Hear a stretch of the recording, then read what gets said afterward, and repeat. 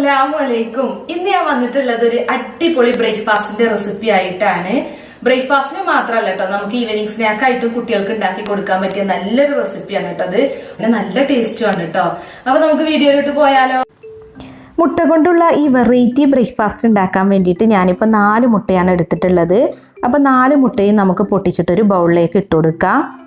പിന്നെ evening സ്നാക്കായിട്ടും serve ചെയ്യാൻ പറ്റിയ നല്ലൊരു ഡിഷ് തന്നെയാണ് കേട്ടോ ഇത്. കുട്ടികൾക്കൊക്കെ തീർച്ചയായിട്ടും ഇഷ്ടപ്പെടുന്ന നല്ലൊരു വെറൈറ്റി റെസിപ്പി തന്നെയാണ്. അപ്പോൾ 4 മുട്ടയും ബൗളിലോട്ട് പൊട്ടിച്ചെടുത്തിട്ടുണ്ട്. ഇനി ഇതിലേക്ക് 3 ബ്രെഡ് പൊടിച്ചതാണ് ഞാനിപ്പോൾ ചേർക്കുന്നത്. 3 ബ്രെഡിൻ്റെ അരികുവശം കട്ട് ചെയ്ത് മാറ്റിയതിന് ശേഷമാണ് കേട്ടോ പൊടിച്ചെടുത്തിട്ടുള്ളത്. ഇനി ഇതിലേക്ക് ചേർക്കേണ്ടത് ഒരു കുഞ്ഞു സവാള അതുപോലെ ചെറുതായിട്ട് കട്ട് ചെയ്തതാണ്. പിന്നെ നമ്മുടെ കയ്യിലുള്ള വെജിറ്റബിൾസ് ഒക്കെ ഇട്ട് കൊടുക്കുക. ഞാനിപ്പോൾ ഒരു തക്കാളിയുടെ പകുതി ഇട്ട് കൊടുക്കുന്നുണ്ട്. ഒരു മീഡിയം തക്കാളിയുടെ പകുതിയാണ് കേട്ടോ ഇട്ട് കൊടുത്തിട്ടുള്ളത്. പിന്നെ ഒരു പച്ചമുളക് ചെറുതായി കൊത്തി അരിഞ്ഞതും ചേർക്കുന്നുണ്ട്. പിന്നെ കുറച്ച് മല്ലിയില കട്ട് ചെയ്തതാണ് ചേർക്കുന്നത്. പിന്നെ എൻ്റെ കയ്യിൽ ക്യാരറ്റും ക്യാബേജും ഒക്കെ ഉള്ളതുകൊണ്ട് ക്യാരറ്റും ക്യാബേജും കുറച്ച് ഗ്രേറ്റ് ചെയ്തിട്ടും കൂടെ ചേർക്കുന്നുണ്ട്. ഇനിയിപ്പോൾ ക്യാരറ്റും ക്യാബേജും ഒന്നും ഇല്ലാന്നുണ്ടെങ്കിൽ സവാളയും അതുപോലെ തക്കാളിയൊക്കെ കുറച്ച് കൂടുതൽ ചേർത്താലും മതി. ഇനി എരിവിന് വേണ്ടിയിട്ട് 1 ടീസ്പൂൺ വറ്റൽമുളക് ചതച്ചതാണ് ഇതിലേക്ക് ചേർക്കുന്നത്. പിന്നെ കുരുമുളക് പൊടി 1 ടീസ്പൂണും ചേർക്കുന്നുണ്ട്. പിന്നെ ആവശ്യത്തിന് ഉപ്പും കൂടെ ഇട്ട് കൊടുത്തിട്ട് നന്നായിട്ടൊന്ന് മിക്സ് ചെയ്തെടുക്കുക. പിന്നെ നല്ല എരിവ് വേണമെന്നുള്ളവർക്ക് കുറച്ചും കൂടി പച്ചമുളകും അതുപോലെ കുരുമുളക് പൊടിയൊക്കെ ഇടാം കേട്ടോ. ഞാനിപ്പോൾ കുട്ടികൾക്കാണ് ഉണ്ടാക്കി കൊടുക്കുന്നത് കൊണ്ട് കൂടുതൽ എരിവൊന്നും യൂസ് ചെയ്തിട്ടില്ല. അപ്പോൾ സ്പൈസസ് ഒക്കെ നമ്മുടെ ഇഷ്ടത്തിനനുസരിച്ച് ഇട്ട് കൊടുക്കാം. ഇനി വേണമെന്നുണ്ടെങ്കിൽ ഇഞ്ചി ചെറുതായിട്ട് കൊത്തിയരിഞ്ഞത് ഇട്ട് കൊടുക്കാം കേട്ടോ, ഇഞ്ചിയുടെ ഫ്ലേവറൊക്കെ ഇഷ്ടമുള്ളവർക്ക്. അപ്പോൾ ഇത് നന്നായിട്ട് ഇവിടെ മിക്സ് ചെയ്തെടുത്തിട്ടുണ്ട്. അപ്പോൾ ഓംലെറ്റിൻ്റെ ബാറ്റർ ഇവിടെ റെഡി ആയിട്ടുണ്ട്. ഇതിപ്പോ നല്ല പോലെ മിക്സ് ചെയ്തെടുത്തിട്ടുണ്ട്. ഇനി ഇതൊന്ന് വേവിച്ചെടുക്കണം കേട്ടോ. അപ്പൊ ആദ്യം നമുക്കിതൊന്ന് വേവിച്ചെടുക്കാം. വേവിച്ചെടുക്കുമ്പോഴാണ് ഇതിന്റെ ടിസ്റ്റ് കേട്ടോ. അപ്പൊ വേവിക്കാം. അപ്പോൾ ഇത് വേവിച്ചെടുക്കാൻ വേണ്ടിയിട്ട് ഒരു നോൺ സ്റ്റിക്ക് പാൻ ചൂടാക്കിയിട്ട് അതിലോട്ട് 1 ടേബിൾ സ്പൂൺ വെളിച്ചെണ്ണയൊക്കെ ചേർത്തിട്ടുണ്ടായിരുന്നു. അതിനുശേഷമാണ് ഞാനിപ്പോൾ ബാറ്റർ ഇതിലേക്ക് ഒഴിച്ചു കൊടുത്തിട്ടുള്ളത്. ഇനി ഒരേ ലെവലിലാക്കിയിട്ട് നല്ല പോലെ ഒന്ന് നിരത്തി കൊടുക്കുക. അപ്പോൾ ഞാനിതിപ്പോൾ ഇവിടെ നല്ല പോലെ ഒന്ന് ലെവൽ ചെയ്തെടുത്തിട്ടുണ്ട്. കാണാൻ തന്നെ നല്ല ഭംഗിയാലേ, കളർഫുൾ ആയിട്ടുള്ള ഒരു ബാറ്ററാണ്. അപ്പോൾ ഒരേ ലെവലാക്കി എടുത്തിട്ടുണ്ട്.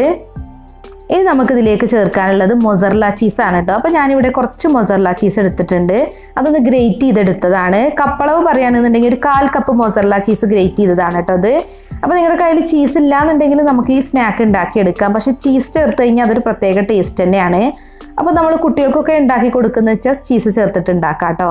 പിന്നെ വേണ്ടത് മുട്ടയാണ്. അപ്പോൾ 2 മുട്ട ഞാനിവിടെ ബോയിൽ ചെയ്തെടുത്തിട്ടുണ്ട്.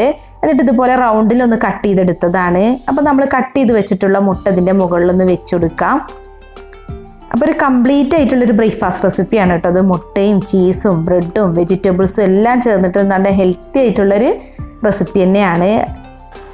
ഇനി ഇത് അടച്ച് വെച്ചിട്ട് ലോ ഫ്ലെയിമിൽ ഒരു 3 മിനിറ്റ് ഒന്ന് വേവിച്ചെടുക്കുക. ഇപ്പം 3 മിനിറ്റ് കഴിഞ്ഞിട്ടുണ്ട്. അപ്പോൾ ഇത് നന്നായിട്ട് അടിവശമൊക്കെ കുക്കായിട്ടുണ്ട്. കണ്ടോ, സൈഡൊക്കെ നന്നായിട്ട് ഇളകി വരുന്നൊരു പരുവായിട്ടുണ്ട്.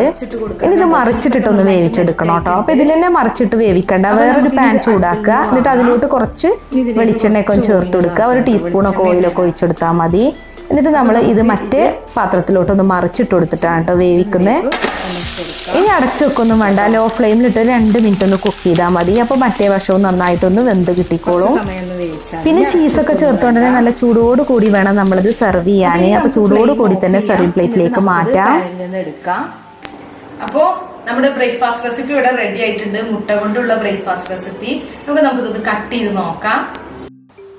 അപ്പോൾ നമ്മുടെ അടിപൊളി ബ്രേക്ക്ഫാസ്റ്റ് റെസിപ്പി നമുക്കൊന്ന് കട്ട് ചെയ്ത് നോക്കാം. കേക്ക് അതുപോലെ പിസയൊക്കെ കട്ട് ചെയ്യുന്ന പോലെ തന്നെ നമുക്ക് നല്ല ഷേപ്പിൽ തന്നെ ഇത് കട്ട് ചെയ്തെടുക്കാൻ പറ്റും.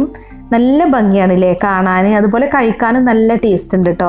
ഇത് വേണമെന്നുണ്ടെങ്കിൽ നമുക്ക് ഇങ്ങനെ തന്നെ കഴിക്കാം. അല്ലാന്നുണ്ടെങ്കിൽ ടൊമാറ്റോ സോസിലൊക്കെ ഒന്ന് ഡിപ്പ് ചെയ്തിട്ട് കഴിക്കുകയാണെന്നുണ്ടെങ്കിൽ നല്ല ടേസ്റ്റാണ്.